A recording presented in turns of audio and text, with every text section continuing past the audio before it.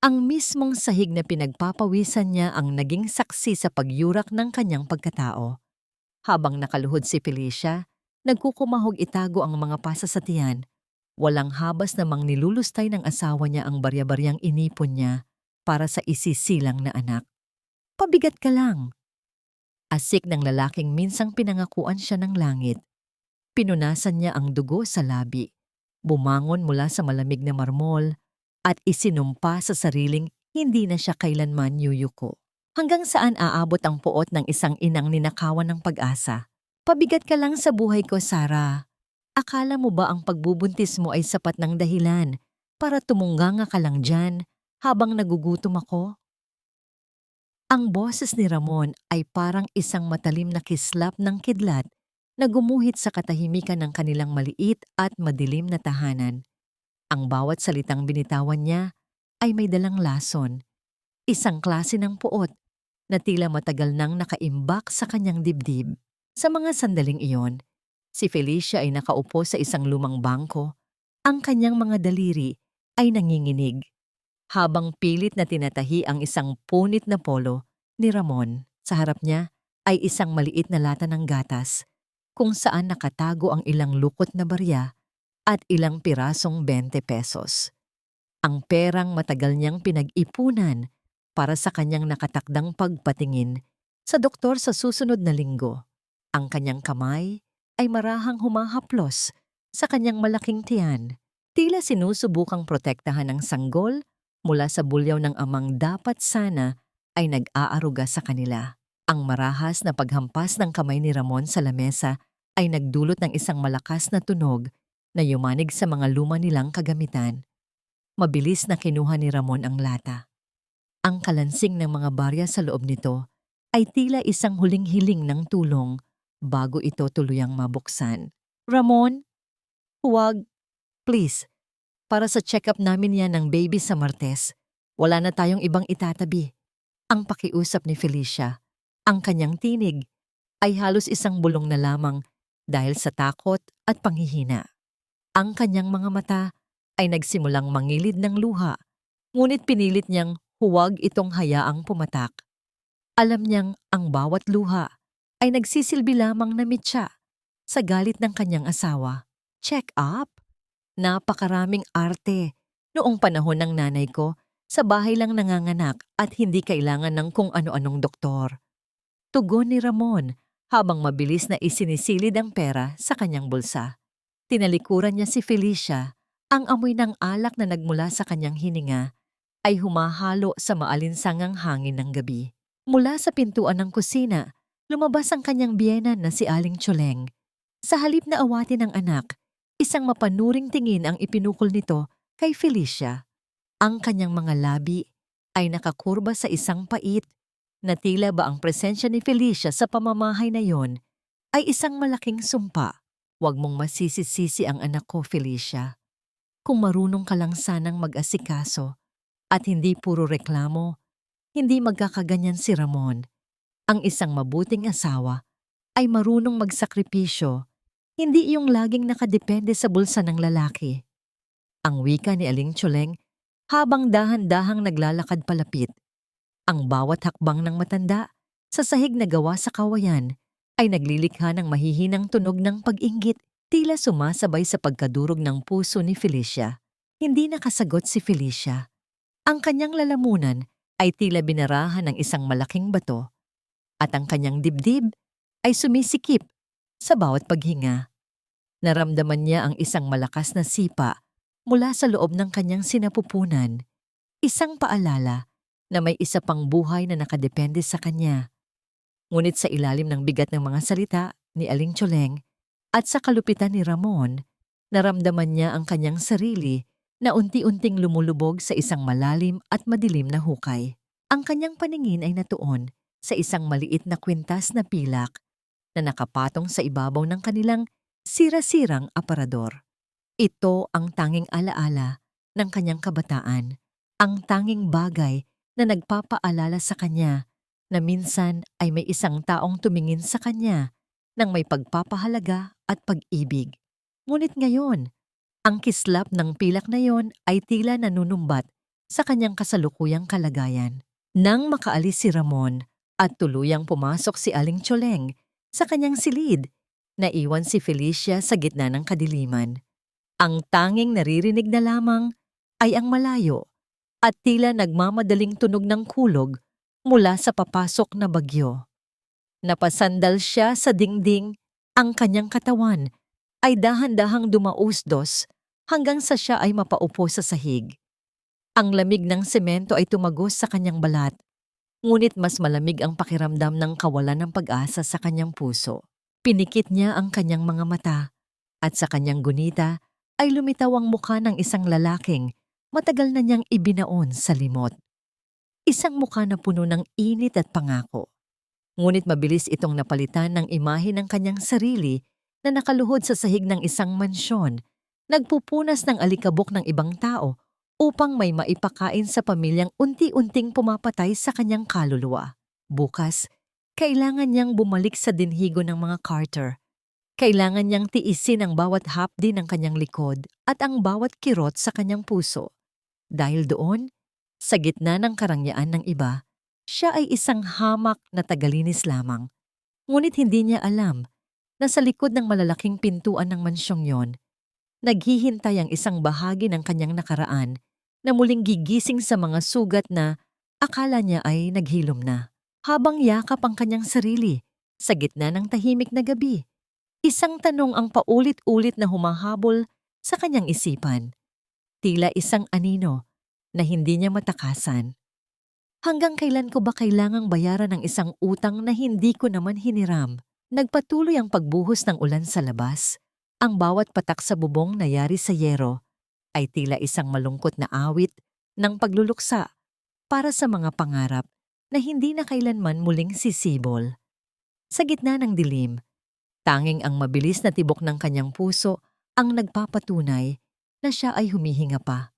Bagaman ang kanyang diwa ay tila matagal na ring pumanaw. Marumi.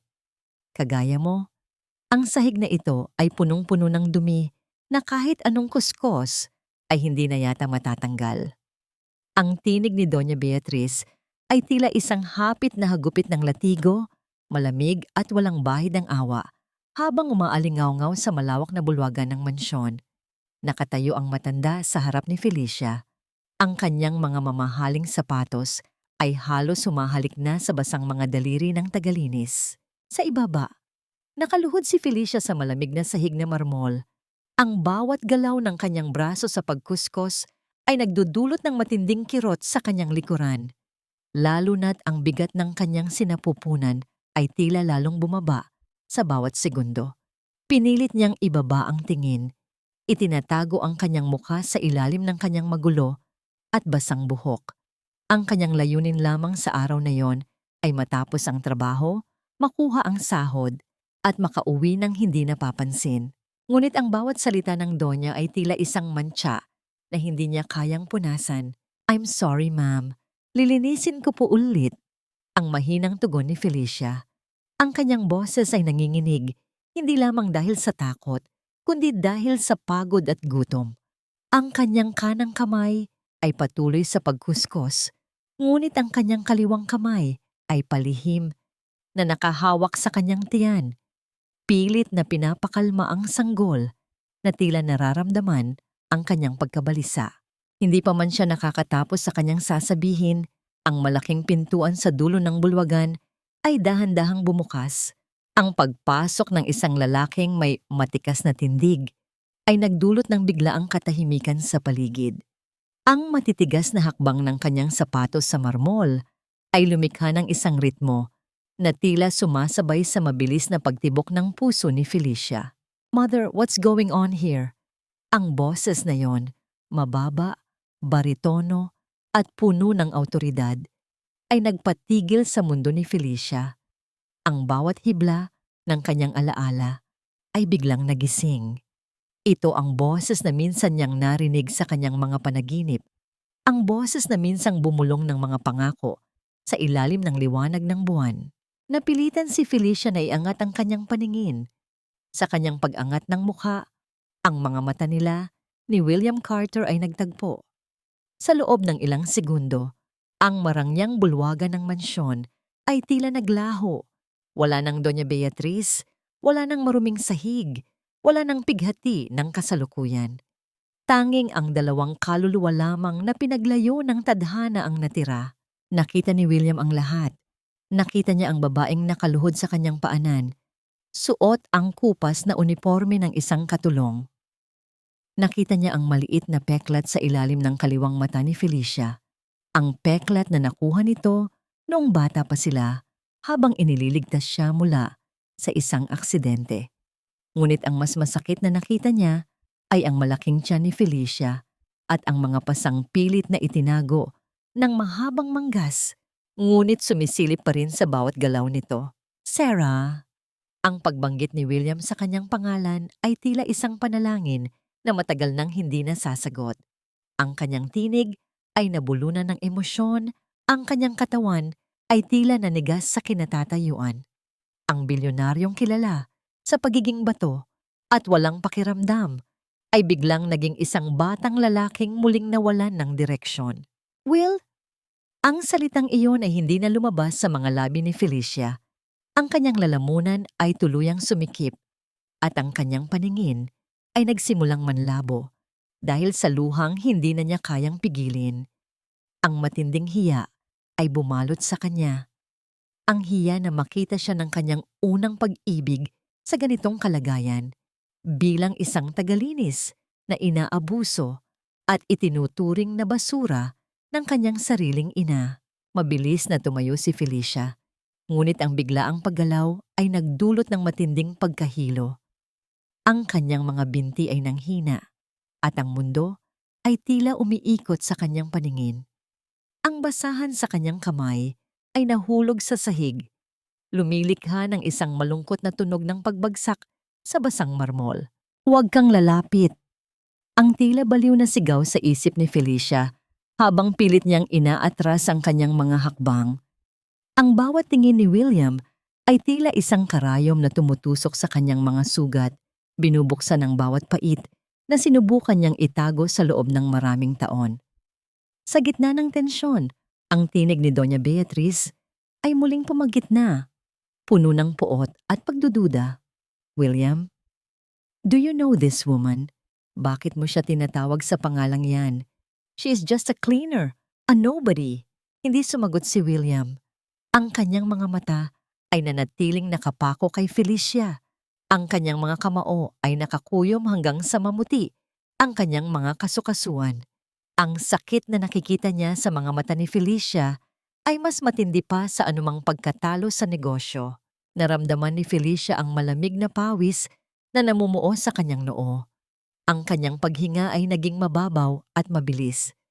Gusto niyang tumakbo, gusto niyang maglaho, ngunit ang kanyang mga paa ay tila nakabaon na sa lupang kanyang kinatatayuan. Sa mga sandaling iyon, ang tanging tanong na naiwan sa kanyang naguguluhan na isipan ay, bakit ngayon pa?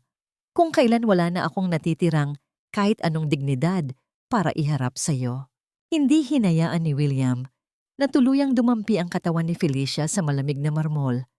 Sa isang mabilis na pagkilos, naramdaman ni Felicia ang matitibay at maiinit na braso na sumalo sa kanyang nanghihinang pangangatawan.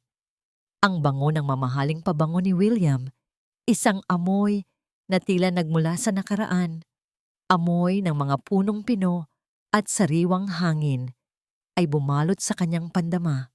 Sa isang saglit, ang sakit ng kanyang likod at ang bigat ng kanyang sinapupunan ay tila nakahanap ng panandaliang hantungan.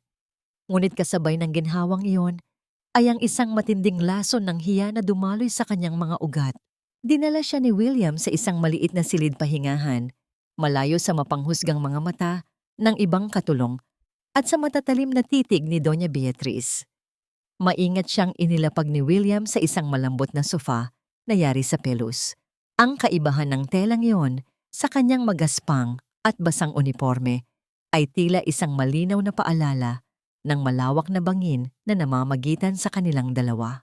Sarah, please, look at me. Ang pagsusumamo ni William. Lumuhod ito sa kanyang harapan. Ang kanyang mga kamay ay tila nag-aalangan Kung hahawakan ba ang kanyang mga nanginginig na daliri? Sino ang gumawa nito sa'yo? Ang mga pasa sa iyong pulso? Ang hirap sa iyong mga mata? Tell me, I can help you. Pinilit ni Felicia na ituwid ang kanyang pagkakaupo. Kahit na ang bawat galaw ay nagdudulot ng kirot sa kanyang balakang, iniiwas niya ang kanyang paningin. Itinuon ang mga mata sa isang mamahaling florera sa gilid ng silid. Sir William, wala po kayong kailangang gawin. Aksidente lang po ang lahat. I'm okay. Kailangan ko na pong bumalik sa trabaho. Aksidente? Hindi ako bulag, Sarah. I know you.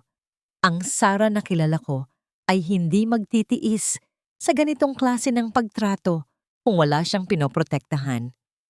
Ang mariing wika ni William. Ang kanyang boses ay puno ng pigil na galit at pagkadurog. Is it your husband? Siya ba ang may gawa nito? Ang pagbanggit sa salitang asawa ay tila isang malamig na tubig na nagpagising kay Felicia. Naalala niya si Ramon, ang kanyang mga bulyaw, ang kanyang mga kamay na mabilis bumuhat, at ang kanyang sumbat tungkol sa utang na loob. Naalala rin niya ang kanyang tungkulin bilang isang asawa at ang pangarap niyang mabigyan ng buong pamilya ang kanyang anak. Ginamit niya ang mga alaalang ito bilang isang pader upang harangan ang anumang init na nagmumula kay William. Sir, may asawa na po ako at ang buhay namin, gaano man kahirap, ay amin lamang. Hindi niyo po obligasyon na sagipin ako. Ang malamig na tugon ni Felicia. Ang bawat salita ay tila isang hiwa sa kanyang sariling puso, ngunit kailangan niya itong sabihin. Salamat po sa tulong niyo ngayon, pero sana ay wag na ninyong dagdagan ang gulo ng buhay ko. Tagalinis niyo lang po ako rito. Bago pa makasagot si William, bumukas ang pinto at pumasok si Doña Beatriz. Ang presensya ng matanda ay tila nagdala ng isang hindi nakikitang yelo sa loob ng silid. Pinatayo niya si William sa pamamagitan ng isang matigas na tingin at hinarap si Felicia nang sila na lamang dalawa ang natira sa silid. Matapos niyang utusan ang anak na asikasuhin ang isang mahalagang tawag. Huwag mong isipin na dahil kinakitaan ka ng awa ng anak ko, ay may puwang ka na sa pamamahay na ito. Ang bulong ni Doña Beatriz, ang kanyang muka ay malapit sa muka ni Felicia.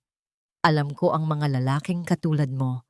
Gagamitin ang pagbubuntis, gagamitin ang mga pasa para makuha ang loob ng mga taong mayaman. Kung may balak kang pagnakawan ang pamilyang ito, gamit ang iyong mga drama, nagkakamali ka. Umalis ka na bago ko patawagin ang mga pulis. Lumabas si Felicia ng mansyon nang hindi na tinitingnan ang likuran. Ang ulan ay tumigil na, ngunit ang hangin ay nananatiling malamig at malupit. Ang bawat hakbang niya pauwi ay tila pagpasan sa buong mundo. Ang kanyang isipan ay naglalakbay sa pagitan ng nakaraan. Noong sila ni William ay magkasama sa ilalim ng mga puno, nangangako ng walang hanggang pag-ibig at sa kasalukuyang puno ng dumi at hirap.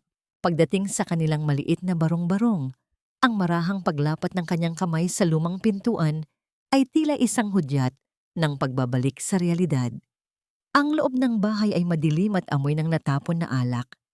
Nakita niya si Ramona, nakaupo sa tabi ng mesa, ang kanyang mga mata ay nanlilisik habang nakatitig sa bag ni Felicia na naiwan sa sahig. Saan ka galing? Bakit ngayon ka lang? Ang mahinang tanong ni Ramon, ngunit ang katahimikan ng kanyang boses ay mas nakakatakot kaysa sa kanyang mga sigaw. Naramdaman ni Felicia ang mabilis na pagpintig ng kanyang puso sa kanyang lalamunan. Ang pader ng hiya na itinayo niya sa harap ni William ay tila unti-unting nagtitipak sa harap ng lalaking tunay na nagmamay-ari ng kanyang impyerno.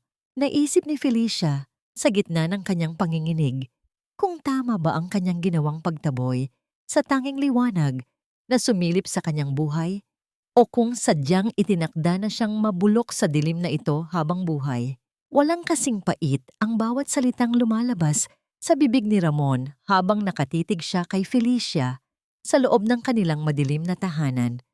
Ang bawat pangungusap ay tila isang dahan-dahang pagpiga sa isang sugat na hindi pa naghihilom. Bakit ka ganyan makatingin, Felicia? Akala mo ba ay hindi ko alam ang tumatakbo sa isip mo? Na dahil nakatapak ka sa mansyong yon, ay mas mataas ka na sa akin? Ang boses ni Ramon ay puno ng lason. Ang kanyang mga kamay ay mahigpit na nakahawak sa gilid ng mesa hanggang sa mamuti ang kanyang mga kasukasuan. Sinubukan ni Felicia na huwag manginig, ngunit ang bawat hininga niya ay tila isang pagsusumamo para sa kaligtasan. Nagtrabaho lang ako, Ramon. Para sa atin ito, para sa anak natin, para sa atin o para sa sarili mo? Ang mabilis na tugon ni Ramon. Ang kanyang mga mata ay nanlilisik sa ilalim ng malamlam na ilaw ng kanilang bumbilya. Huwag mong kakalimutan kung sino ang kumuha sa iyo sa putikan. Utang mo sa pamilya ko ang bawat butil ng kanin na isinusubo mo. Kung wala ako, kung hindi dahil sa utang na loob mo sa tatay ko, baka hanggang ngayon ay nasa kalsada ka pa rin at namamalimos. Kaya huwag kang magmalinis sa harap ko.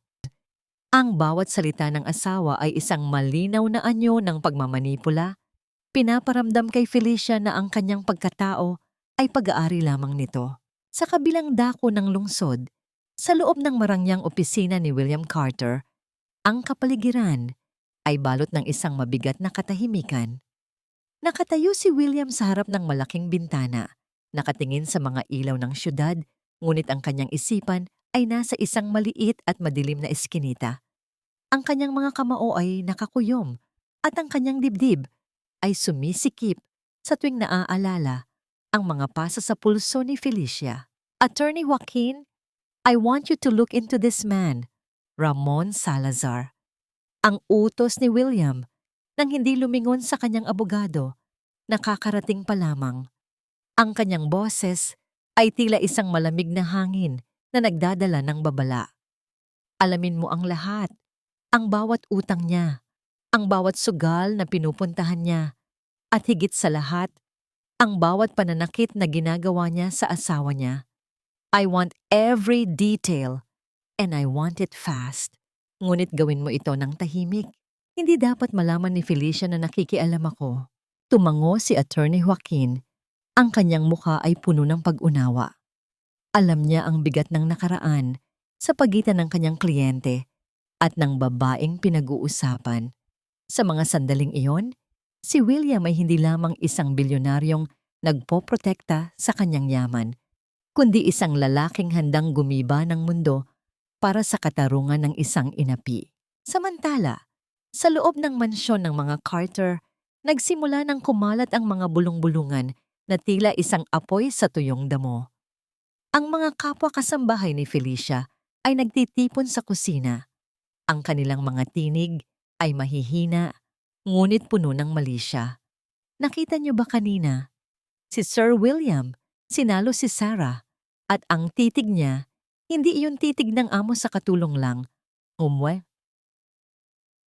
Ang bulong ng isa, ang mga salitang ito, ay tila mga tinik na handang bumaon sa dangal ni Felicia sa susunod niyang pagtapak sa mansyon. Nang sumapit ang malalim na gabi, isang itim na sasakyan ang dahan-dahang huminto sa dulo ng madilim na kalsada, malapit sa bahay ni Felicia. Sa loob nito, nakaupo si William. Ang kanyang mga mata ay nakapako sa maliit at tila guguho ng barong-barong. Nakita niya ang anino ni Felicia sa bintana. Dahan-dahang gumagalaw, tila isang kandilang pilit na lumalaban sa malakas na hangin. Naramdaman ni William ang isang matinding pangungulila at galit. Gusto niyang bumaba, gusto niyang sirain ang pintuan ng bahay na yon at ilayo si Felicia sa impyernong kanyang kinasasadlakan. Ngunit alam niyang ang pader ng hiya ni Felicia ay mas matibay pa sa anumang bakal. Ang tanging magagawa niya ay magmatsyag mula sa malayo, maging isang lihim na bantay sa gitna ng kadiliman. Ang katahimikan ng gabi ay biglang naputol nang marinig ang tunog ng isang sasakyan na huminto sa harap ng bahay ni Felicia. Isang lalaking may magaspang na hitsura ang bumaba at marahas na kumatok sa pintuan ni Ramon. Mula sa loob ng kanyang sasakyan, nakita ni William ang paglabas ni Ramon na tila takot na takot, nakikipag-usap sa lalaking naniningil ng utang. Isang matinding kaba ang bumalot sa dibdib ni William nang makita ang pagturo ni Ramon sa loob ng bahay. Tila may iniaalok na kabayaran na hindi pera. Sa mga sandaling iyon, naramdaman ni William na ang panganib na kinakaharap ni Felicia ay hindi na lamang emosyonal, kundi isang banta na maaaring bumago sa kanilang mga buhay habang buhay. Ang tanong na naiwan sa malamig na hangin ng gabi ay kung gaano kalayo ang kayang gawin ni Ramon upang iligtas ang sarili niyang balat kahit na ang kapalit nito ay ang kaligtasan ng sarili niyang asawa at anak. Ang hangin sa loob ng mansyon ng mga Carter ay tila naging malapot at mahirap langhapin sa araw na yon. Sa bawat sulok ng malawak na kusina at mahabang pasilyo, ang mga bulungan ay tila mga itim na kulisap na nagliliparan, dumadapo sa bawat tainga at nag-iiwan ng laso ng malisya. Ang mga mata ng kanyang mga kapwa kasambahay ay hindi na tumitingin sa kanya ng diretso. Sa halip, ang mga ito ay puno ng mapanghusgang sulyap na tila sumusukat sa kanyang bawat galaw. Akala mo kung sinong santa, pero may itinatago palang laro kay Sir William. Ang mahinang boses ni Maribel na sadyang pinarinig kay Felicia habang dumadaan ito, dala ang timba at basahan. Hindi kumikibo si Felicia. Ang kanyang mga balikat ay tila may nakadagan na mabigat na bakal. Ngunit pinilit niyang panatilihing tuwid ang kanyang likod. Ang kanyang mga daliri ay mahigpit na nakakapit sa hawakan ng timba hanggang sa mamuti ang kanyang mga kuko. Sa bawat bulong, sa bawat tawa na biglang tumitigil kapag lumalapit siya, naramdaman ni Felicia ang unti-unting pagguho ng tanging bagay na natitira sa kanya, ang kanyang dangal. Ang katahimikan ng bulwagan ay biglang binalot ng isang mabigat na awtoridad nang lumitaw si Doña Beatriz sa itaas ng malaking hagdanan. Ang kanyang tindig ay tila isang reyna na handang magpataw ng hatol. Sa harap ng lahat ng mga tauhan, iniutos niyang lumapit si Felicia. Ang tunog ng mga mamahaling alahas ng Donya sa kanyang bawat pagkilos ay tila isang babala ng paparating na unos. I have no room for social climbers and opportunists in this house. Ang boses ng matanda ay mariin at malamig, sapat na upang marinig ng lahat ng naroroon. Ang akala mo ba ay hindi ko mapapansin ang iyong mga maruming paraan upang makuha ang atensyon ng aking anak? Gagamitin mo pa ang iyong kalagayan para kumuha ng awa? Napakababa, Felicia. Isang sobrang puti ang inihagis ng Donya sa paanan ni Felicia. Ang pagbagsak nito sa sahig ay tila isang malakas na sampal na yumanig sa buong pagkatao ng tagalinis. Take that money. It's more than what you've earned cleaning my floors. Umalis ka na ngayon din at wag na wag mo nang susubukang tapakan muli ang lupang ito. My son deserves better than a woman of your kind.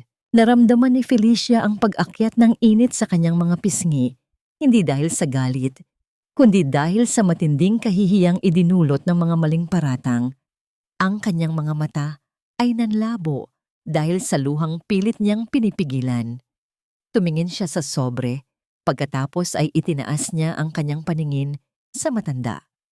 Ang kanyang boses, bagaman nanginginig, ay puno ng isang dignidad na hindi kayang bayaran ng anumang halaga. Hindi ko po kailangan ng pera niyo, Doña Beatriz. Ang mahina, ngunit malinaw na tugon ni Felicia. Aalis po ako dahil iyon ang gusto ninyo, pero hindi dahil nagnakaw ako o nagkasala. Ang tanging dala ko rito ay ang aking pagod at ang aking dangal bilang isang ina. At iyon po ang hindi ninyo kailanman mabibili. Iniwan ni Felicia ang sobre sa malamig na marmol. Tumalikod siya nang hindi man lamang tinitingnan ang mga taong minsang naging kasama niya sa trabaho. Ang kanyang bawat hakbang palabas ng mansyon ay tila isang dahan-dahang paglisan mula sa isang pangarap na hindi naman kailanman naging kanya.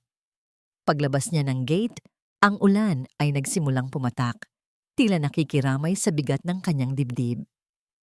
Ang tubig na dumadaloy sa kanyang muka ay humahalo sa kanyang mga luha. Itinatago ang kanyang pagkadurog mula sa mundo. Habang naglalakad sa ilalim ng ulan, Ang tanging iniisip ni Felicia ay ang kanyang anak. Paano na sila? Saan siya kukuha ng pambayad sa panganganak ngayon?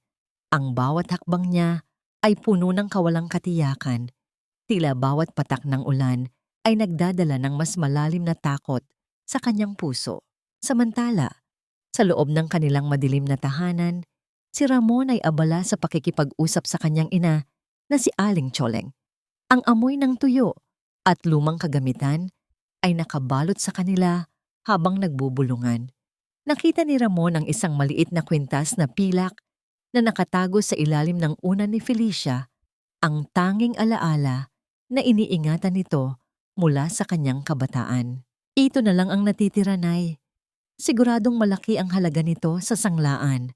Ang bulong ni Ramon, ang kanyang mga mata ay nagniningning sa kasakiman. Pandagdag din ito sa pambayad ko sa utang. Tutal, palamunin lang naman si Felicia rito. Dapat lang na mag-ambag siya. Tumango si Aling Choleng, walang bahid ng pag-aalinlangan sa kanyang mukha. Tama lang yan, anak. Ang asawa ay dapat na sumusuporta sa asawa. Hindi naman niya kailangan ng mga ganyang alahas kung wala naman siyang pera. Ibigay mo na yan sa akin. Ako na ang bahalang magsangla bukas. Nang makauwi si Felicia, basang-basa at pagod na pagod, sinalubong siya ng isang nakabibinging katahimikan. Hindi niya alam na ang huling piraso ng kanyang nakaraan, ang tanging bagay na nagbibigay sa kanya ng liwanag sa gitna ng kadiliman, ay wala na sa kanyang pag-aari. Pumasok siya sa loob. Iniinda ang kirot sa kanyang tiyan at ang lamig na humahaplos sa kanyang buto.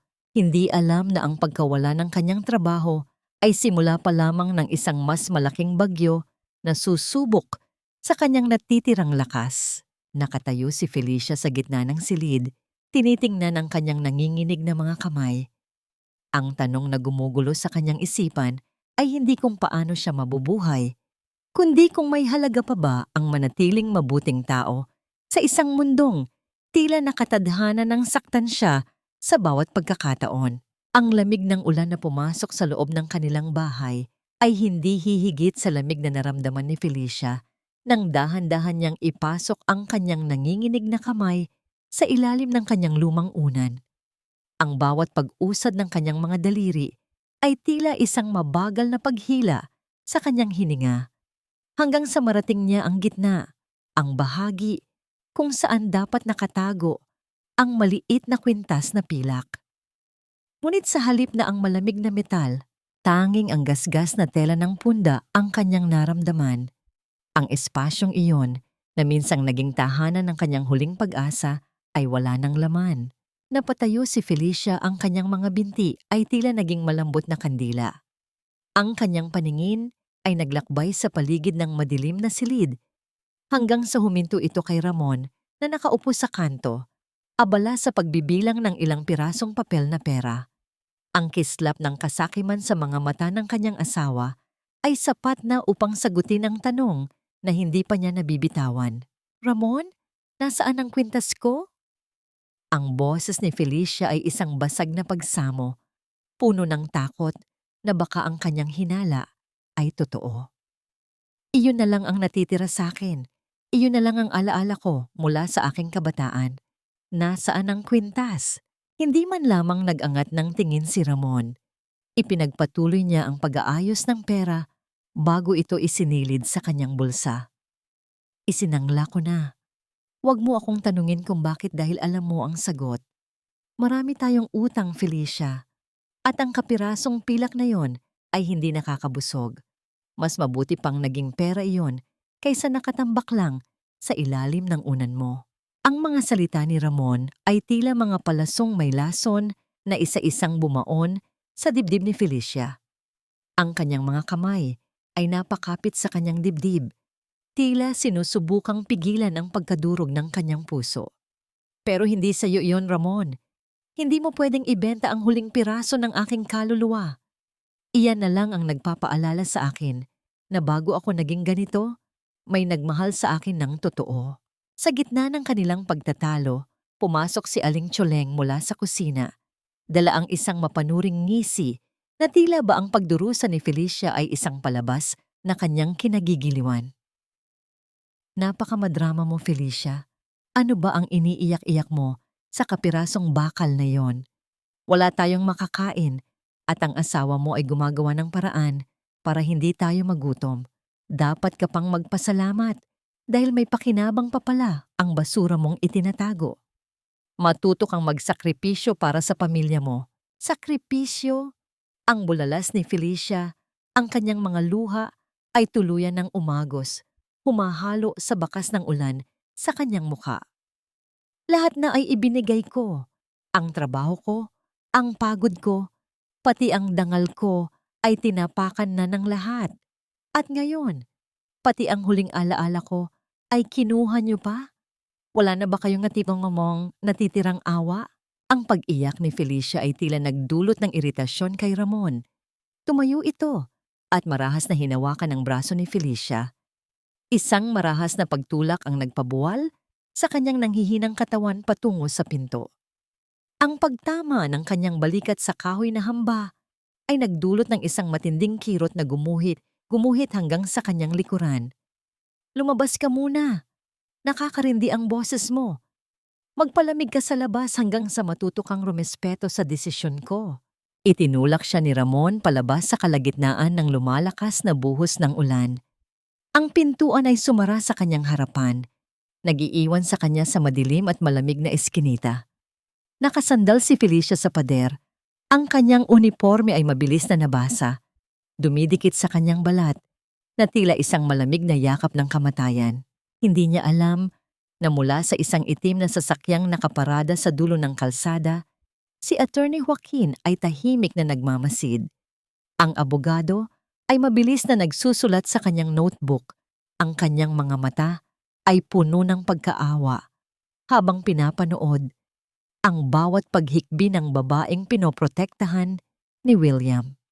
Bawat panunumbat ni Ramon at bawat pagtulak nito ay maingat na naitala bilang ebidensya ng isang buhay na puno ng pagdurusa. Napaupo si Felicia sa putikan. Ang kanyang mga kamay ay dahan-dahang gumapang patungo sa kanyang tiyan. Ang gunita ng batang William na isinusuot ang kwintas na yon sa kanyang leeg noong sila ay bata pa ay tila isang malabong panaginip na unti-unting nilalamon ng dilim. Isang pangako ng proteksyon na ngayon ay naging abo na lamang. Ngunit sa gitna ng kanyang pagluluksa, isang biglaang at matalim na kirot ang gumuhit mula sa kanyang puson patungo sa kanyang buong sinapupunan. Hindi ito ang karaniwang sipa ng sanggol. Ito ay isang sakit na tila nagmumula sa kailaliman ng kanyang pagkatao. Isang babala na ang kanyang katawan at ang buhay sa loob nito ay hindi na kayang tagalan ang pasakit. Napakapit si Felicia sa kanyang tiyan. Ang kanyang paghinga ay naging mabilis at mababaw.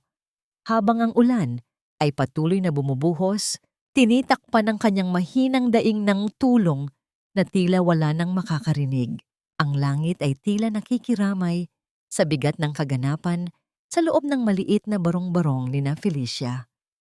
Ang bawat dagundong ng kulog sa malayo ay yumanig sa mga luma at mabuway na dingding, habang ang bawat butil ng ulan ay tila mga libu-libong karayom na tumutusok sa bubong na yari sa yero. Sa loob, sa gitna ng malamig at madilim na sahig, nakabaluktot si Felicia. Ang kanyang mga daliri ay mahigpit na nakakapit sa laylayan ng kanyang duster. Ang kanyang katawan ay nanginginig hindi lamang dahil sa lamig, kundi dahil sa matinding kirot na tila humahati sa kanyang katawan mula sa puson. Ramon, please, ang baby.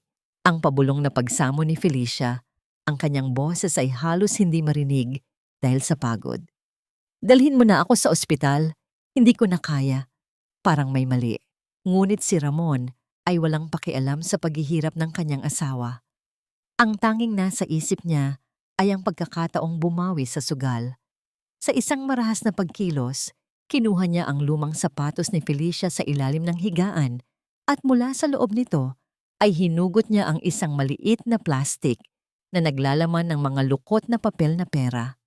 Ito ang perang barya-baryang inipon ni Felicia mula sa paglalaba at paglilinis, ang pondong nakalaan para sa kanyang panganganak.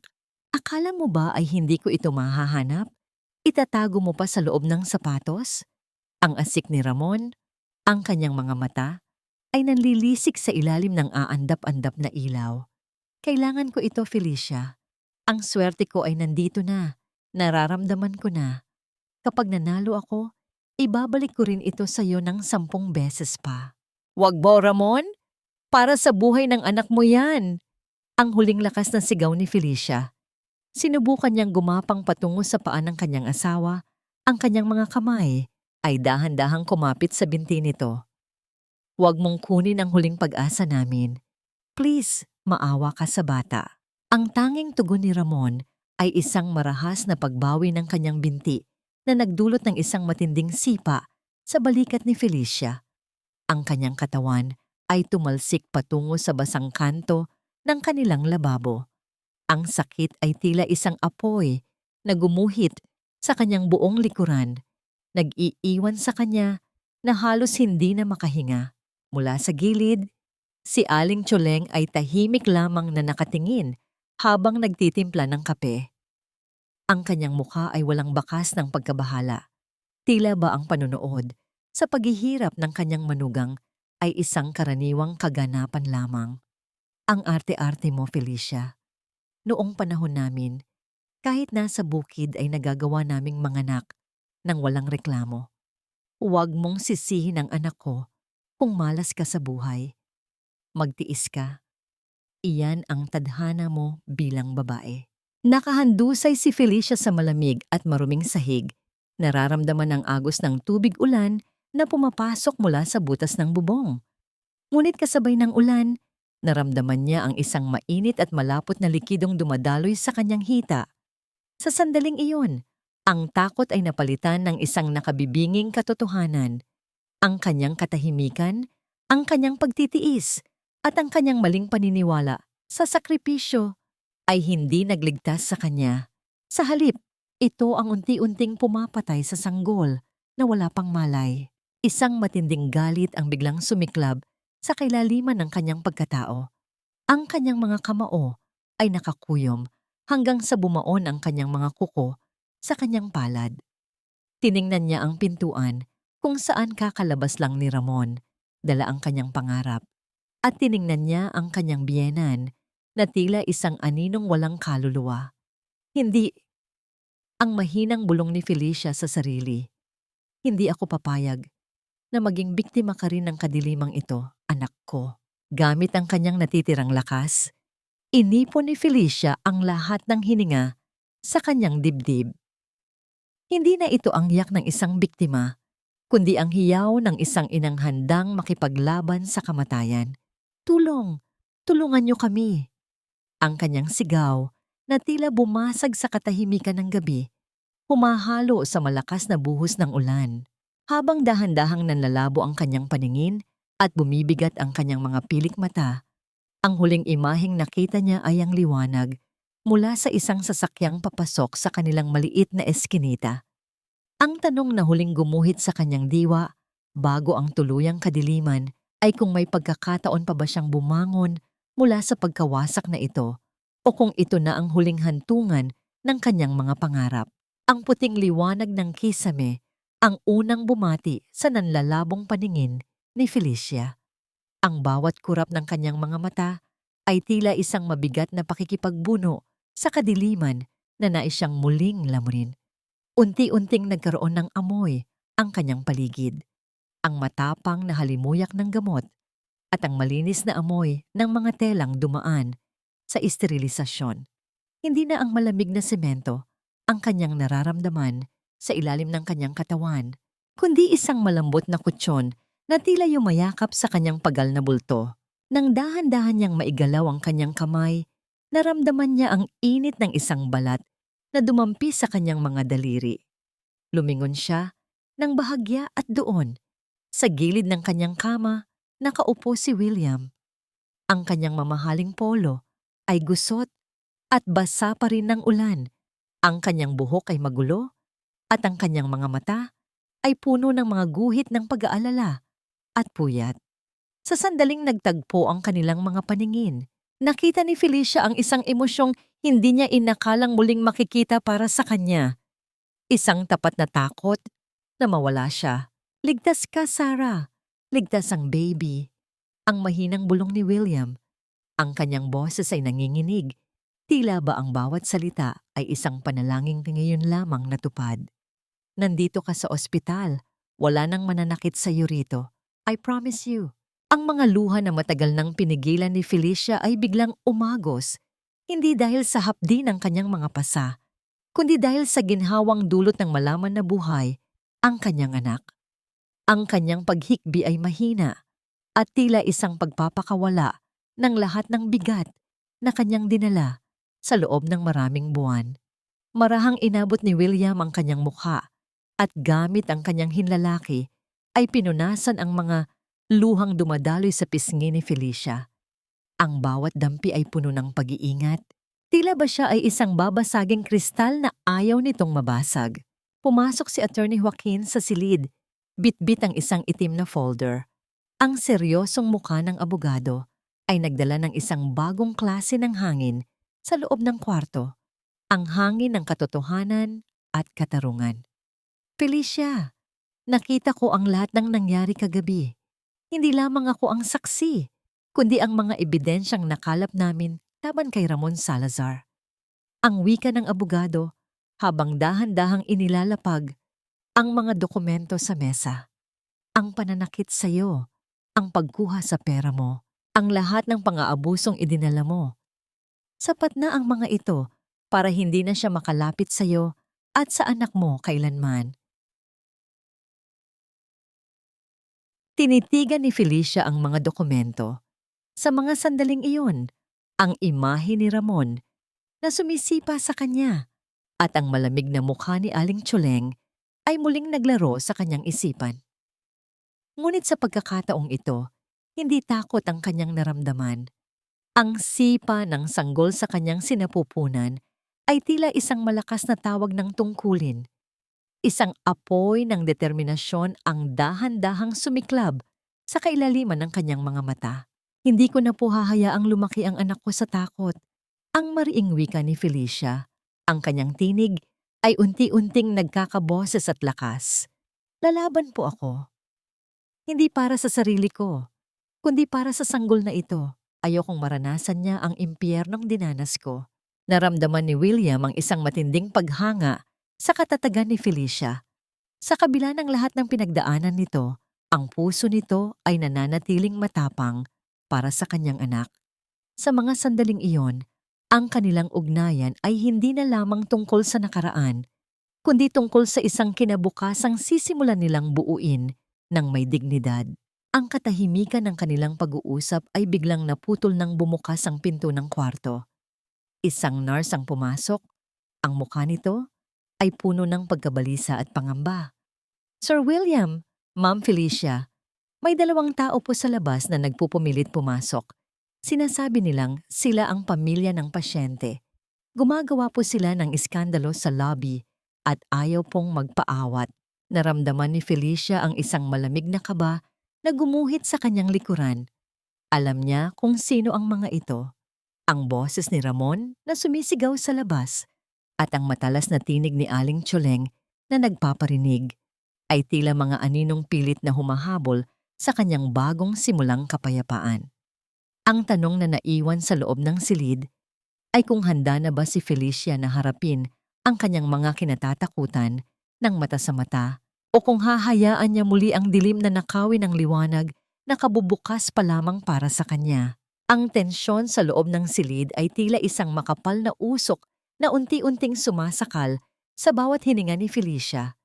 Mula sa labas ng saradong pinto, ang malalakas na tinig ni Ramon at Aling Tsuleng ay tumatagos sa dingding, tila mga matatalim na kuko na kumakalmot sa kanyang kapayapaan. Ang bawat sigaw ni Ramon ay nagpapabigat sa hangin, habang ang bawat pagsusumamo ng kanyang biyenan ay punong-puno ng pekeng pait at panunumbat. Mabilis na tumayo si William. Ang kanyang mga mata ay naglalabas ng matinding galit na tila isang bulkang handang sumabog. Ang kanyang mga kamao ay nakakuyom sa kanyang gilid at ang kanyang matikas na tindig ay tila isang pader na handang bumangga sa sino mang magtatangkang lumapit kay Felicia. I will not let them step a single foot inside this room. Tatawag ako ng security at ipapakaladkad ko sila palabas ng ospital na ito. Ang mariing wika ni William. Ang mariing, ang kanyang boses ay tila isang babala ng paparating na unos. Dahan-dahang inabot ni Felicia ang kamay ni William. Ang dampi ng kanyang nanginginig na mga daliri sa mainit na balat ni William ay sapat na upang mapatigil ang bilyonaryo sa kanyang balak. Huwag, Will. Hayaan mong ako ang humarap sa kanila. Hindi ako pwedeng habambuhay na magtago sa likod mo. Kailangan nilang malaman na ang Felicia na kilala nila ay wala na. Ang mahinang tugon ni Felicia, ngunit ang bawat salita ay may dalang bigat ng isang pinal na desisyon. Bumukas ang pinto at pumasok si Ramon na tila isang lalaking pinagbagsakan ng langit at lupa. Ang kanyang buhok ay magulo, ang kanyang mga damit ay gusot, at ang kanyang mga mata ay pilit na naglalabas ng mga luha ng buhaya. Sa likuran niya ay si Aling Tsoleng, nakahawak sa kanyang dibdib at tila hihimatayin sa tindi ng pag-aalala. Sarah, baby, patawarin mo ako. Hindi ko alam ang ginagawa ko noon. Lasing lang ako, stressed sa utang, pero mahal na mahal kita at ang anak natin. Ang mabilis na pagsamo ni Ramon habang sinusubukang lumapit sa gilid ng kama. Ang kanyang boses ay puno ng panginginig, isang sining ng pagmamanipula na matagal na niyang ginagamit upang mapasunod si Felicia. Umuwi na tayo. Ako ang mag-aalaga sa inyo. I promise, magbabago na ako. Sumingit si Aling Tsoleng. Ang kanyang tinig ay tila isang matalas na huni na sumisira sa katahimikan. Felicia, anak, isipin mo ang utang na loob mo sa amin. Sino ba ang tumanggap sa'yo noong wala kang matuluyan? Ang pamilya Salazar ay hindi ka pinabayaan. At ang batang iyan, dugo at laman iyan ng anak ko. Wala kang karapatang ilayo siya sa amin. Isang malaking kasalanan sa Diyos ang paghiwalayin ang mag-asawa. Huminga ng malalim si Felicia. Naramdaman niya ang pait na dumarating sa kanyang lalamunan. Ngunit sa pagkakataong ito, hindi niya hinayaang malunod siya nito. Tumingin siya ng diretso sa mga mata ni Ramon. Ang mga matang dati ay nagdudulot sa kanya ng takot. Ngunit ngayon ay tila wala ng halaga. Ramon, ang patawad, ay hindi isang mahiwagang salita. Nabubura sa lahat ng pasa sa katawan ko at sa lahat ng sakit na idinulot mo sa anak natin. Ang malamig na wika ni Felicia. Ang kanyang tinig ay hindi na nanginginig. Ito ay tila isang matalim na espada na yari sa yelo. And Aling Tsoleng, ang utang na loob ay hindi lisensya para gawin niyo akong alipin at bugbugin sa sarili kong bahay. I have served you enough. I have paid that debt with my blood and my tears. Tumayo si Attorney Joaquin at humakbang sa pagitan ni Felicia at ng dalawang pumasok. Ang kanyang presensya ay tila isang hindi matitibag na pader ng batas. Mr. Salazar, Mrs. Salazar, base sa mga ebidensyang hawak namin, mga medical records, testimonya ng mga saksi, at ang mismong mga sugat sa katawan ni Felicia, ay may sapat kaming basihan para sa kasong Republic Act 9,262. Mula sa sandaling ito, anumang pagtatangka ninyong lumapit o makipag-usap sa aking kliyente ay ituturing na panibagong paglabag. Maaari na kayong umalis bago pa kami tumawag ng mga pulis. Nawala ang maamong mukha ni Ramon. Ang kanyang mga mata ay nanlisik sa galit nang ma-realize na hindi na niya kayang kontrolin si Felicia. Akala mo ba ay madali mo akong matatakasan? Carter lang ang katapat mo, pero ako ang asawa mo. Wala kang kwentang babae. Ang sigaw ni Ramon habang pilit siyang inilalabas ng mga security guard na kapapasok pa lamang. Nang muling sumara ang pinto, ang katahimikan sa loob ng silid ay tila isang pagpapala. Napasandal si Felicia sa kanyang unan, ang kanyang buong katawan ay nanghihina, ngunit ang kanyang puso ay tila nakahinga ng maluwag sa unang pagkakataon. Napatingin siya sa kanyang mga kamay. Ang mga kamay na dati ay pilit na nagtatago ng mga pasa, ngayon ay nakakuyom ng may paninindigan. Lumapit si William at marahang inilapag ang kanyang kamay sa balikat ni Felicia. "You did great, Sarah. You finally wore your armor." Tumingin si Felicia kay William. Isang maliit at malungkot na ngiti ang gumuhit sa kanyang mga labi. Ngunit sa ilalim ng tagumpay na yon, may isang mabigat na tanong na pilit na sumisiksik sa kanyang isipan. Handa na ba talaga siya sa digmaang ito sa korte? O sadyang nasanay lang siyang masaktan kaya hindi na niya nararamdaman ang paparating na mas malaking sugat? Ang puting papel na hawak ni Ramon ay tila isang nagbabagang bakal na pumapaso sa kanyang mga palad. Ang bawat salitang nakalimbag doon, ang subpoena mula sa korte, ay isang hatol na hindi niya inakalang darating ng ganoon kabilis. Sa loob ng kanilang maliit at magulong bahay, ang bawat gamit na kanyang mahawakan ay nagiging biktima ng kanyang walang direksyong puot. Ang isang lumang baso ay tumalsik sa dingding, nagkakapira-piraso, na tila ang mga pangarap na pilit niyang ninakaw kay Felicia. Ang bawat piraso ng bubog na kumalat sa sahig ay nagsilbing saksi sa kanyang kaduwagan na nakabalat kayo bilang galit. Akala ba niya ay ganoon lang kadali ito? Na dahil mayaman ang kumakampi sa kanya, ay kaya na niya akong itapon na parang basura? Ang asik ni Ramon, ang kanyang boses, ay tila isang hayop na nasusukol sa kanto. Ngunit sa likod ng kanyang mga sigaw, ang kanyang mga tuhod ay nanginginig. Alam niya ang bigat ng katotohanang nakasulat sa mga dokumentong yon. Sa kabilang dako, sa loob ng marangyang mansyon ng mga Carter, ang kapaligiran ay balot ng isang malamig at matalas na tensyon. Nakatayo si William sa gitna ng silid-aklatan. Ang kanyang muka ay seryoso habang kaharap ang kanyang ina. Si Doña Beatriz ay nakaupo ng tuwid. Ang kanyang mga daliri ay mahigpit na nakahawak sa kanyang mamahaling baston. Ang kanyang mga mata ay nanlilisik sa puot.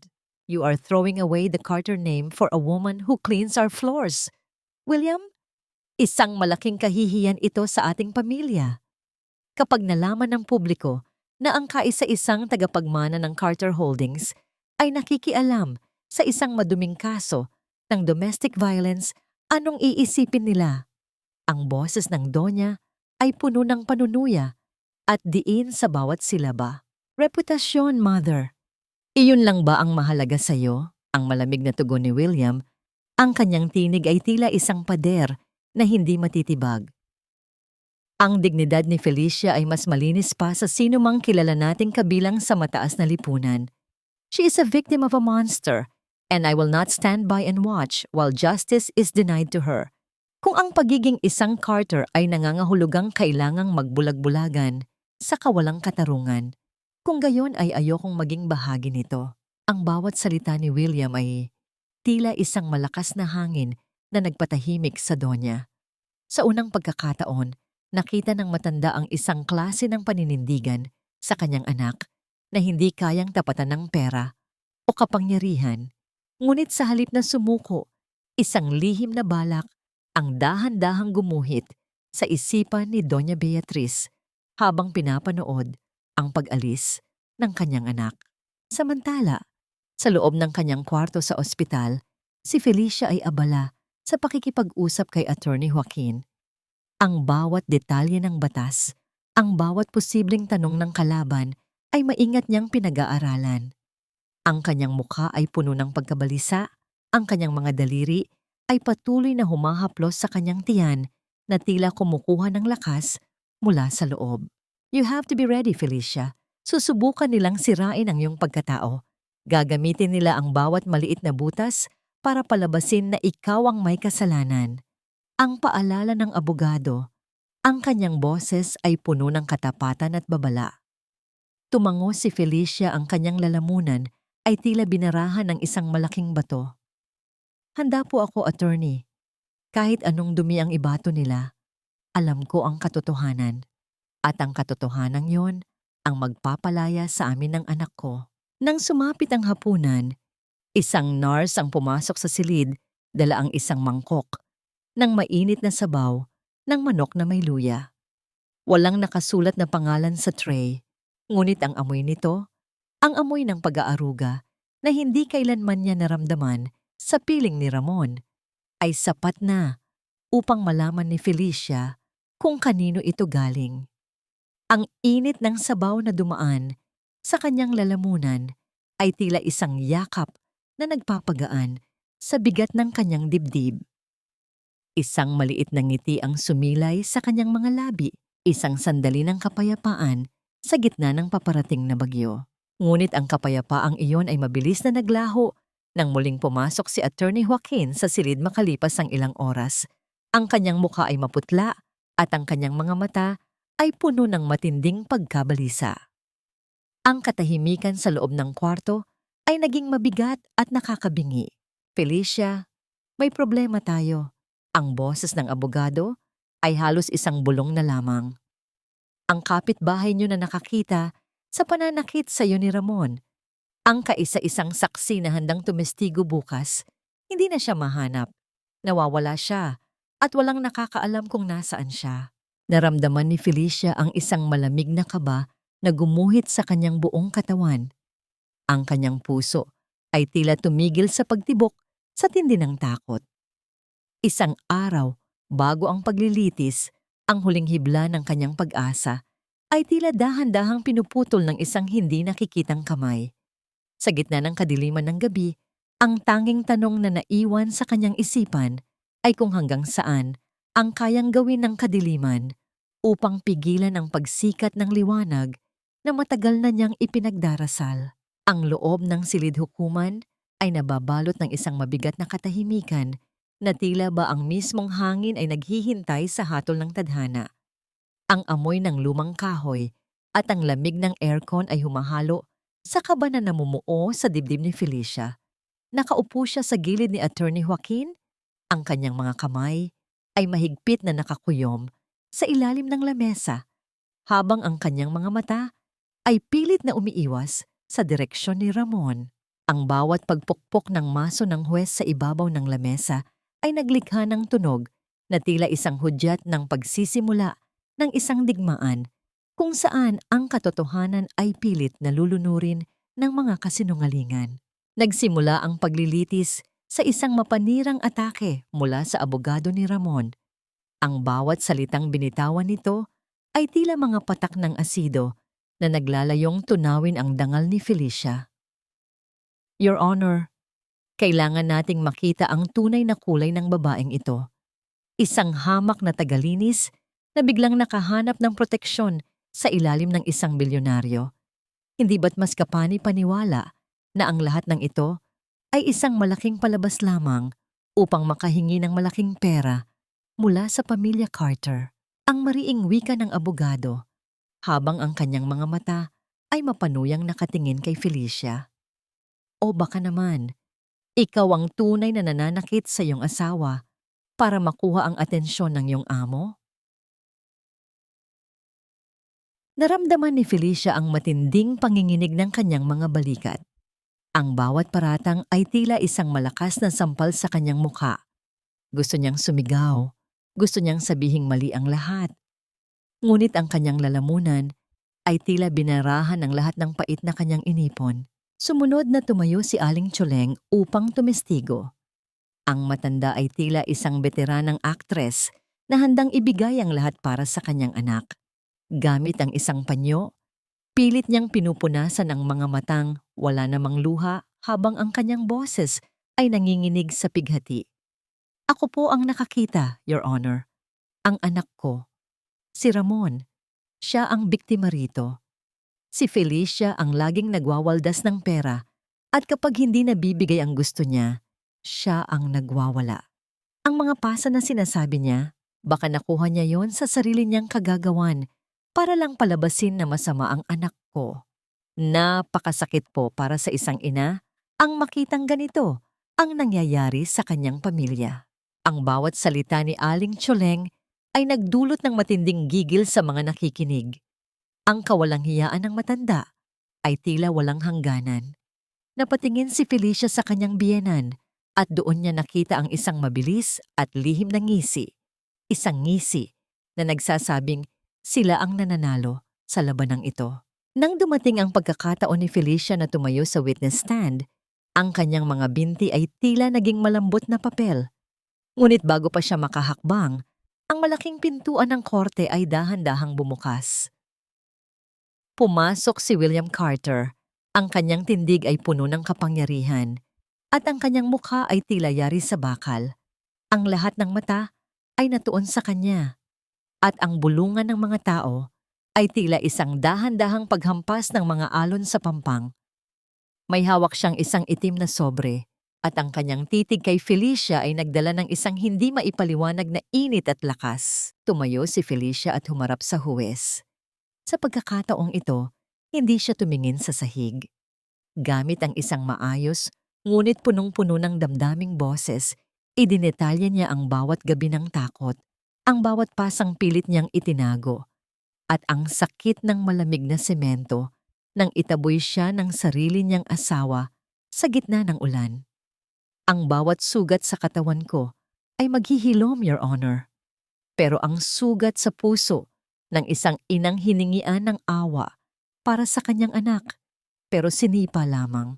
Iyon ang hindi ko kailanman malilimutan. Hindi ako nandito para sa pera. Nandito ako para sa kalayaan ng anak ko. Ang panginginig ng boses ni Felicia nang banggitin niya ang kanyang anak ay nagdulot ng isang mabigat na katahimikan sa buong silid. Maging ang huwes ay tila natigilan sa tindi ng emosyong nakabalot sa bawat salita ng babae.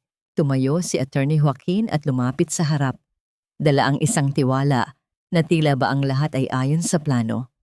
Your Honor, mayroon kaming isang ebidensya na hindi inaasahan ng panig ng depensa. Isang bagay na kinuha mula mismo sa loob ng mansyon ng mga Carter na magpapatunay kung sino ang tunay na nagsisinungaling sa silid na ito. Inilabas ni Attorney Joaquin ang isang lumang recording device at ang mga dokumentong galing sa itim na sobre ni William.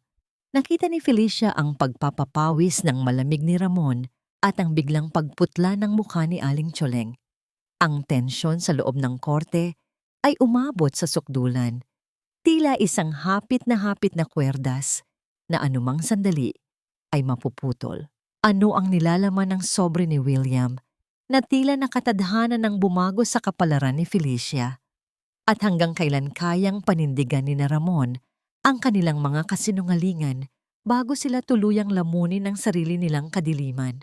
Ang bawat segundo sa loob ng silid hukuman ay tila isang dahan-dahang pag-agos ng buhangin sa isang orasan. Bawat butil ay may dalang bigat ng tadhana. Inilabas ni Attorney Joaquin ang nilalaman ng itim na sobre, ang mga ebidensyang matagal nang inihanda ni William sa dilim. Ang marahang pagpindot sa isang aparato ay naghudyat ng pagsisimula ng isang video sa malaking screen. Ito ang kuha mula sa CCTV sa labas ng mansyon ng mga Carter noong gabing itinapon ni Ramon si Felicia sa gitna ng ulan. Walang kailangan na tunog upang maunawaan ang karahasan sa screen. Malinaw na nakita ng lahat kung paano marahas na itinulak ni Ramon ang kanyang asawang buntis, kung paano ito bumagsak sa putikan, at kung paano lamang ito pinanood ni Aling Tsoleng nang walang anumang bakas ng awa. Ang bawat tao sa silid ay tila nawalan ng hininga sa tindi ng katotohanang bumungad sa kanila. Ang imahe ni Felicia na nakahandusay sa dilim ay tila isang malakas na sigaw na bumasag sa lahat ng kasinungalingan ni Ramon. Hindi pa doon nagtapos ang lahat. Inilatag ni Attorney Joaquin ang mga resibo mula sa isang kilalang sanglaan, mga dokumentong nagpapatunay na ang kwintas na pilak ni Felicia ay isinangla ni Ramon noong mismong araw na sinabi nitong wala silang pambili ng pagkain. Ang nakasulat na halaga ay itinapat sa isang listahan ng mga utang sa sugal na nakuha ni William mula sa mga ilegal na pasugalan na madalas puntahan ni Ramon. Ang maskara ni Aling Tsoleng bilang isang nagdadalamhating ina ay tuluyang natuklap Naiwan ang isang mukhang puno ng takot at pagkapahiya. Kasalanan mo ito. Pinagkaisahan niyo ako. Ang biglaang pagsigaw ni Ramon ay tila isang ungol ng isang hayop na nasusukol sa kanto. Tumayo siya at pilit na lundagin ang harang ng korte upang abutin si Felicia. Ang kanyang mga mata ay nanlilisik sa galit. Ang kanyang mga ugat sa leeg ay tila puputok na sa tindi ng kanyang pagwawala. Ikaw na babae ka. Akala mo ba ay makakatakas ka sa akin? Akin ka. Akin ang batang yan. Mabilis na kumilos ang mga security guard upang pigilin ang nagpupumiglas na si Ramon. Ang matitigas na paghawak sa kanyang mga braso at ang pagdiin sa kanya sa lamesa ay naglikha ng isang eksenang puno ng kaguluhan. Sa gitna ng ingay at gulo, nanatiling nakaupo si Felicia, ang kanyang mga kamay ay nakapatong sa kanyang tiyan. Ang kanyang mga mata ay puno ng luha, ngunit ang kanyang paningin ay diretso at hindi natitinag. Sa pagkakataong ito, hindi siya ang natatakot. Siya ang saksi sa pagbagsak ng kanyang sariling impyerno. Ang malakas na pagpalo ng maso ng huwes sa ibabaw ng lamesa ay nagpadala ng isang hudyat ng katahimikan sa buong silid. Ang bawat tao ay tila nanigas sa kanilang kinatatayuan habang binabasa ang huling hatol. Guilty. This court finds Ramon Salazar guilty of violation of Republic Act 9262 beyond reasonable doubt. Ang nasasakdal ay hahatulan ng pagkakakulong ng walang karapatang magpiyansa dahil sa tindi ng pinsalang idinulot sa biktima. Kasabay nito, ang korte ay naglalabas ng Permanent Protection Order at tinatanggalan ang nasasakdal ng anumang karapatan bilang magulang sa bata sa sinapupunan ng biktima. Naramdaman ni Felicia ang isang matinding pag-agos ng init mula sa kanyang mga mata patungo sa kanyang mga pisngi. Ang salitang iyon, guilty, ay tila isang anghel na nagbukas ng mga tanikalang matagal nang nakagapos sa kanyang kaluluwa. Ang bawat hikbi niya ay hindi nagaling sa sakit, kundi sa isang kalayaang akala niya ay hindi na kailanman darating. Napatingin siya kay William na nakatayo sa dulo ng silid. Ang matamis na ngiti ni William at ang marahang pagtango nito ay tila isang tahimik na pangako na tapos na ang ulan. Ngunit sa gitna ng kanyang kagalakan, naramdaman ni Felicia ang isang biglaang at matinding pag-atake ng kirot mula sa kanyang puson. Hindi ito katulad ng mga naunang sakit. Ito ay isang pakiramdam ng pagbuka, isang hudyat ng kalikasan na hindi na kayang maghintay. Naramdaman niya ang isang malapot na likidong mabilis na dumaloy pababa sa kanyang mga hita, bumabasa sa kanyang maayos na suot para sa korte. Napaawang ang kanyang mga labi. Ang kanyang kamay ay mahigpit na kumapit sa braso ni Attorney Joaquin. Attorney, ang baby. Ang kanyang halos pabulong na wika, ang kanyang mukha ay biglang namutla, habang ang kanyang paghinga ay naging mabilis at mababaw. Ang lahat ng atensyon sa silid ay mabilis na nabaling sa kanya. Ang takot na sumilay sa mga mata ni William habang nagmamadali itong lumapit ay ang huling bagay na malinaw na nakita ni Felicia bago ang isang panibagong alon ng sakit ay muling humugot ng kanyang natitirang lakas. Sa loob ng silid hukuman kung saan niya nakamit ang kanyang kalayaan, doon din tila nagmadali ang kanyang anak na masilayan ang isang mundong wala na ang anino ng takot. Handa na ba ang kanyang katawang binugbog ng tadhana na isilang ang isang bagong buhay sa gitna ng ganitong kaguluhan? Ang bawat pagitan ng kanyang paghinga ay tila isang pakikibaka sa pagitan ng matinding sakit at ng kagustuhang mabuhay. Sa loob ng puting silid ng delivery room, ang bawat pag-atake ng kirot ay tila isang malakas na alon na humahampas sa pampang ng kanyang pagkatao. Dahan-dahang inuubos ang kanyang lakas, ngunit pinag-aapoy ang kanyang determinasyon. Pinagpapawisan si Felicia. Ang kanyang mga daliri ay mahigpit na nakakapit sa gilid ng bakal na kama hanggang sa mamuti ang kanyang mga kasukasuan. Ang bawat sigaw na lumalabas sa kanyang bibig ay hindi lamang sigaw ng sakit, kundi ang huling pagpapakawala ng lahat ng pighati na kanyang kinimkim sa loob ng mahabang panahon. Sa labas ng silid, sa malamig na pasilyo ng ospital, hindi mapakali si William. Ang bawat hakbang niya sa makinis na sahig ay tila sumasabay sa mabilis na pintig ng kanyang puso. Ang bilyonaryong sanay sa pagkontrol ng mga dambuhalang kumpanya ay tila isang batang walang direksyon. Ang tanging nagagawa ay magdasal sa isang Diyos na matagal na niyang hindi nakakausap. Ang bawat anunsyo sa intercom at ang bawat mabilis na pagdaan ng mga nurse ay nagdudulot ng panibagong alon ng kaba sa kanyang dibdib. Sa mga sandaling ito, ang lahat ng kanyang yaman ay walang halaga. Ang tanging kayamanan na nais niyang protektahan ay ang babaeng kasalukuyang nakikipaglaban para sa isang bagong buhay. Samantala, sa kabilang panig ng lungsod, ang realidad ay tila isang malamig at madilim na rehas na unti-unting sumasakal kay Ramon Salazar. Ang bawat hakbang niya papasok sa masikip at mabaho na selda ay tila isang dahan-dahang paglubog sa isang hukay na siya rin ang humukay. Ang malamig na bakal ng posas na dahan-dahang tinanggal sa kanyang pulso ay nag-iwan ng mga pulang marka, isang permanenteng paalala ng kanyang mga kasalanan. Sa labas ng presinto, nakaupo sa isang lumang bangko si Aling Tsoleng. Ang kanyang muka ay puno ng mga guhit ng pait at kawalan ng pag-asa. Wala na ang kanyang masasamang salita, wala na ang kanyang mapanuring tingin. Tanging ang isang matandang babaeng nawala ng tahanan at anak ang natira. Ang bahay na kanilang tinitirhan, na bunga ng paghihirap ni Felicia, ay tuluyan ng naibenta ni Ramon para sa sugal. Ang karma ay tila isang tahimik na anino na sa wakas ay humuli sa kanila sa gitna ng kanilang kasamaan. Bumalik ang eksena sa loob ng delivery room kung saan ang huling lakas ni Felicia ay ibinuhos niya sa isang huling pagsisikap. At sa gitna ng nakabibinging katahimikan ng paghihintay, isang tunog ang pumuno sa buong silid. Isang tunog na tila isang himig ng tagumpay.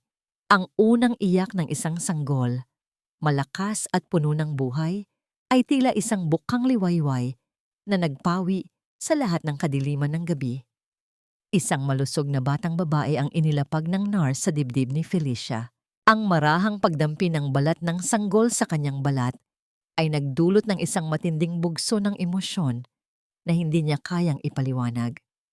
Ang lahat ng sakit, ang lahat ng pasa, at ang lahat ng pait ay tila naglaho sa isang iglap. "Hello, anak. Hello, my little angel." Ang bulong ni Felicia. Ang kanyang boses ay puno ng panginginig at pagmamahal. Ang kanyang mga luha ay dahan-dahang pumatak sa maliit na noo ng sanggol, tila isang binyag ng kalayaan at bagong simula. Nang payagan ng pumasok si William, dahan-dahan siyang lumapit sa tabi ng kama. Nakita niya ang isang Felicia na bagaman pagod, ay tila nagniningning sa kaligayahan.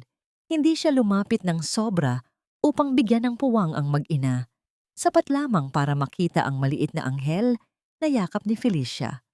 Ang bawat tibok ng puso ni William sa mga sandaling iyon ay puno ng isang pangakong hindi na niya bibitawan kailanman. "She looks exactly like you, Sarah." Ang mahinang wika ni William. Ang kanyang mga mata ay nanunubig sa tindi ng kaligayahang nadarama. "You did it. You both made it." Tumingin si Felicia kay William at sa unang pagkakataon, ang kanyang mga mata ay wala ng bahid ng hiya o takot. Ang nakita ni William ay ang isang babaeng muling nabuo, isang inang handang harapin ang anumang unos para sa kanyang anak. Ngunit sa gitna ng mapayapang sandaling ito, isang buwan ang mabilis na lumipas at si Felicia ay nakatayo sa harap ng isang bagong gusali. Handa nang simulan ng isang yugto na hindi lamang para sa kanyang sarili. Ang tanong na nananatili ay kung paano niya gagamitin ang kanyang kalayaan upang magsilbing liwanag sa iba, habang ang anino ng kanyang nakaraan ay tila dahan-dahan nang naglalaho sa limot. Ang sikat ng umaga na tumatagos sa malalaking bintana ng sinag ng Pag-asa Foundation ay tila isang mainit na yakap para kay Felicia. Nakatayo siya sa gitna ng opisina. Maayos ang kanyang suot. Isang simpleng blusa at pantalon na nagpapakita ng kanyang bagong nahanap na dignidad. Wala na ang kupas na uniforme ng tagalinis at wala na rin ang gulo sa kanyang mga mata. Bagaman may mga bakas pa rin ng pagod, ang bawat galaw ni Felicia ay puno na ngayon ng kasiguraduhan at kapayapaan. Sa bawat babaeng lumalapit sa kanya, bawat biktima na may bitbit na katulad niyang kwento ng pait, si Felicia ay nagiging isang matibay na sandigan. Ang kanyang mga salita ay hindi lamang nanggagaling sa isip, kundi mula sa kailaliman ng kanyang mga sugat na ngayon naghihilom na. Hindi ka mag-isa. May lakas ka sa loob mo na hindi kayang sirain ng sinuman. Ang madalas niyang sambit habang hinahawakan ang mga kamay ng mga humihingi ng tulong.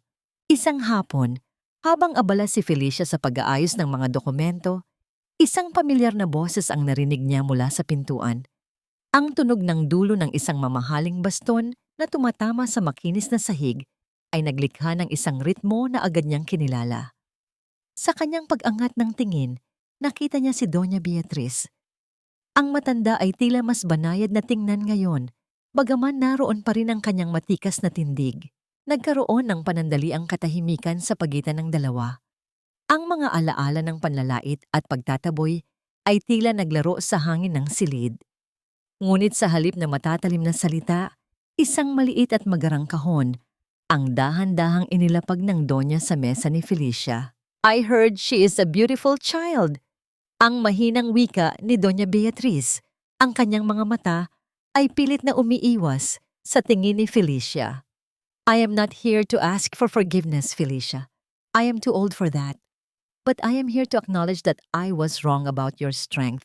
This is for the baby. Isang maliit na regalo para sa aking apo.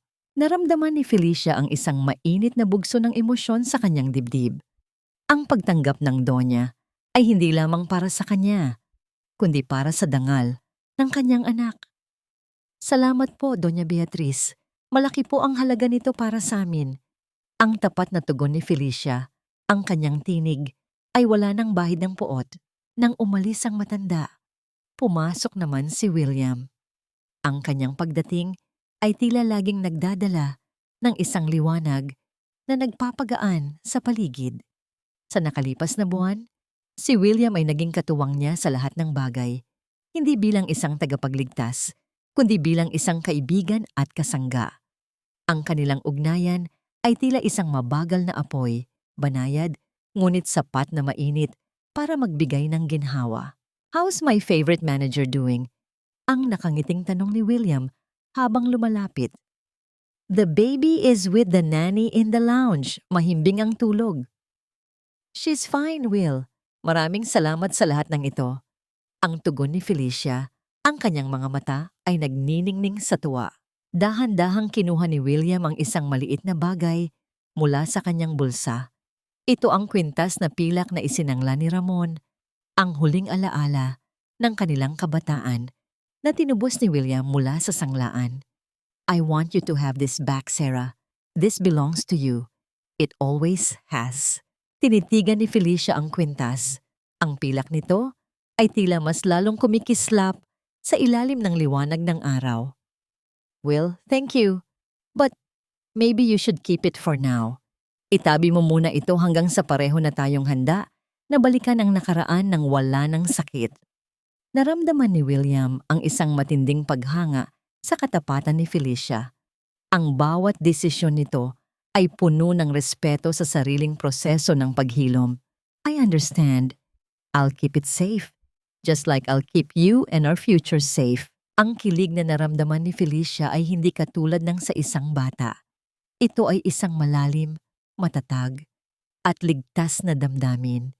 Sa unang pagkakataon, ang kanyang puso ay hindi na nanginginig sa takot, kundi sa isang pananabik na hindi niya akalaing mararamdaman pa niyang muli. Felicia, may itatanong sana ako. Ang boses ni William ay naging seryoso at puno ng kaba.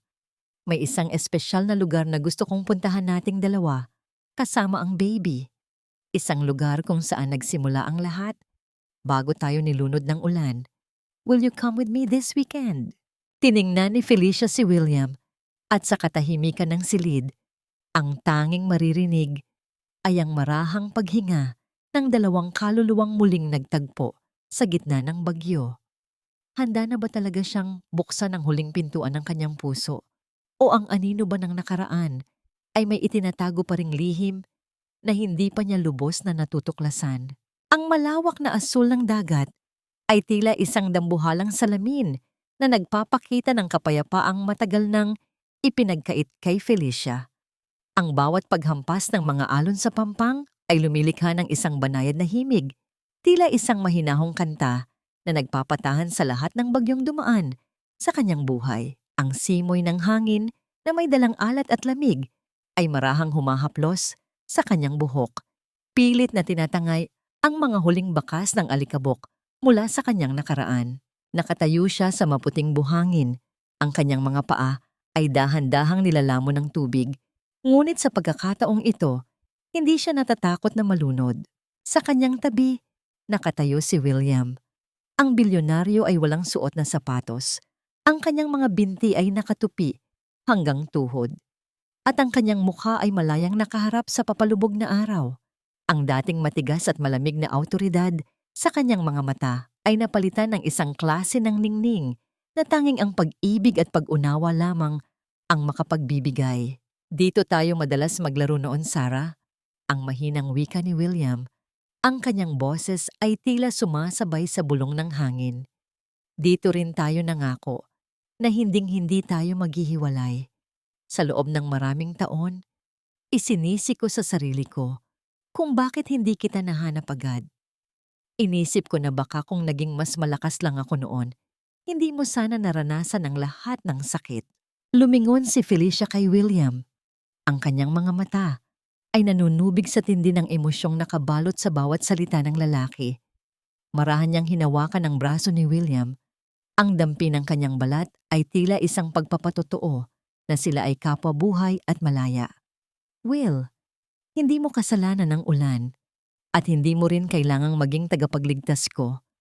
Ang lahat ng pinagdaanan ko ang humubog sa akin para maging inang karapat-dapat para sa anak ko. Ang kailangan ko ay hindi isang bayani na bubuhat sa akin, kundi isang kasama na sasabay sa bawat hakbang ko. Isang matamis at punong-puno ng paghanga, ng ngiti ang sumilay sa mga labi ni William. Mula sa kanyang bulsa, muli niyang inilabas ang maliit na kwintas na pilak. Ang kislap nito sa ilalim ng kahel na liwanag ng dapit hapon ay tila isang hudyat ng pagsilang ng isang bagong pag-asa. Then let me be that companion, Sarah. Hayaan mong ibalik ko sa iyo ang alaalang ito, hindi bilang isang tanikala ng nakaraan, kundi bilang isang pangako para sa kinabukasan. Ang pagsusumamo ni William. Dahan-dahang tumalikod si Felicia, hinahayaan ng hangin na ilipad ang kanyang buhok upang bigyan ng puwang si William. Naramdaman niya ang malamig na pilak na dumarating sa kanyang leeg at ang banayad na dampi ng mga daliri ni William sa kanyang balat. Ang bawat pagkilos ni William ay puno ng pag-iingat. Tila ba ang bawat paghawak nito ay isang paraan ng pagpapagaling sa bawat pasang iniwan ni Ramon.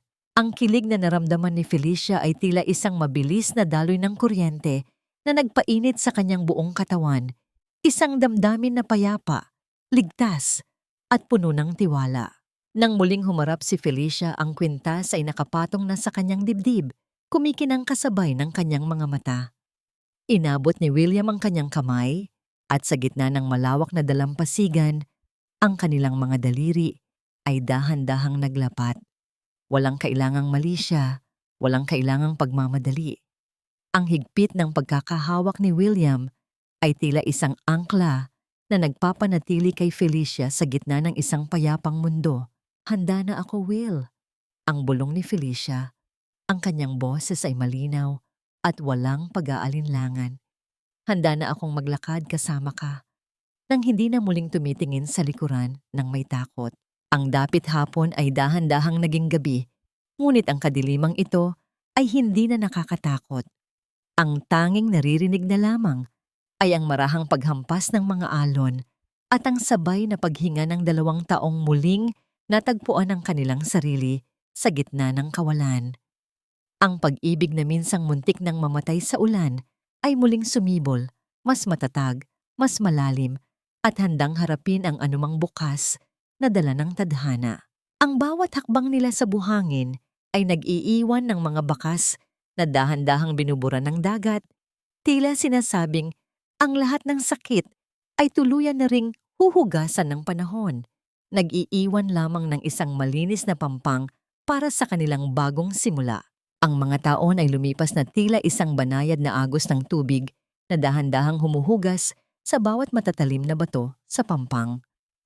Sa isang malawak at luntiang hardin na puno ng mga bulaklak ng sampagwita, nakaupo si Felicia sa isang duyan. Ang sikat ng araw ay marahang dumadampi sa kanyang mukha. Wala nang bakas ng takot o pait. Tanging ang isang klase ng ningning na nagmumula sa isang kaluluwang ganap nang naghilom. Sa kanyang harapan, isang batang babaeng may masayahing mga mata at mahabang itim na buhok ang abala sa pagtakbo sa damuhan. Hinahabol ang mga paru-paro sa gitna ng malambing na tawanan. Ang batang iyon, si Esperanza Ayay-payay ay ang buhay na patunay ng kanyang tagumpay laban sa kadiliman. Sa tuwing nakikita ni Felicia ang bawat ngiti ng kanyang anak, naaalala niya ang gabing akala niya ay katapusan na ng lahat. Ngunit ngayon, ang mga alaalang iyon ay tila mga anino na lamang na pinalis ng bukang liwayway. Lumapit si William mula sa loob ng bahay, dala ang 2 baso ng malamig na tsa. Ang kanyang bawat hakbang ay puno ng kapayapaan, at ang kanyang titig kay Felicia ay nananatiling puno ng paghanga at wagas na pag-ibig. Naupo siya sa tabi ni Felicia. Ang kanilang mga balikat ay marahang naglapat. Isang simpleng pagpapadama ng presensya na sapat na upang punuin ang bawat puwang sa kanilang mga puso. "You look so peaceful, Sarah." Ang mahinang wika ni William, ang kanyang boses ay tila isang mainit na kumot sa gitna ng malamig na simoy ng hangin. Isang malayo at ibang-ibang mundo na ito mula sa mansyong pinagtrabahuhan mo noon. Dahil ito ang mundong sabay nating binuo, Will. Ang tugon ni Felicia. Ang kanyang kamay ay dahan-dahang humawak sa kamay ni William. Hindi ako napatawad ni Ramon at hanggang ngayon ay nasa loob pa rin siya ng rehas dahil sa sarili niyang mga pagkakamali. Pero ang pinakamahalaga ay napatawad ko na ang sarili ko. Napatawad ko ang sarili ko sa bawat panahong nanahimik ako at hinayaan kong masaktan kami ng anak ko. Ang pagpapatawad na yon ang tunay na nagpalaya sa akin. Naramdaman ni Felicia ang maliit na kwintas na pilak sa kanyang leeg. Ang kwintas na minsang naging simbolo ng kanyang pighati. Ngunit ngayon ay simbolo na ng kanyang muling pagsilang. Ang pag-ibig ni William ay hindi naging isang kulungan. Ito ay naging isang hardin kung saan pinayagan siyang mamukadkad sa sarili niyang paraan. Ang kapayapaang tinatamasa ni Felicia ay hindi nanggaling sa paglimot sa nakaraan, kundi sa pagtanggap na ang bawat sugat ay bahagi ng kanyang kwento. Ang bawat luhang pumatak noon ay nagsilbing dilig sa kanyang bagong buhay. Sa kanyang pag-upo sa tabi ng lalaking naging kasangga niya sa lahat ng unos, napagtanto ni Felicia ang pinakamahalagang aral na nais niyang iwan sa mundo. Ang tunay na lakas ng isang babae ay hindi nasusukat sa haba ng kanyang pagtitiis sa pang-aabuso, kundi sa tapang na tumayo, lumaban, at piliin ang sarili at ang kanyang mga mahal sa buhay. Ang hapon ay dahan-dahang naging gabi, ngunit ang bawat bituin na lumitaw sa langit ay tila mga maliliit na sulong ng pag-asa. Sa gitna ng tahimik na hardin, ang mag-anak ay nanatiling magkakasama, nagpapatunay na pagkatapos ng pinakamalakas na bagyo, laging may naghihintay na bahaghari para sa mga pusong hindi sumuko sa pangarap na maging malaya.